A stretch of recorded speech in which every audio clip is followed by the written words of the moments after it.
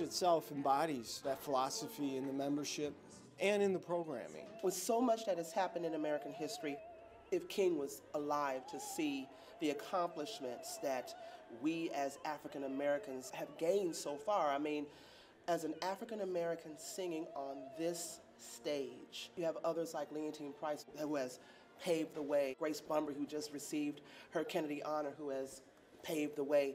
This is a very special honor that we're on this stage doing this type of program, and it's amazing. It's amazing.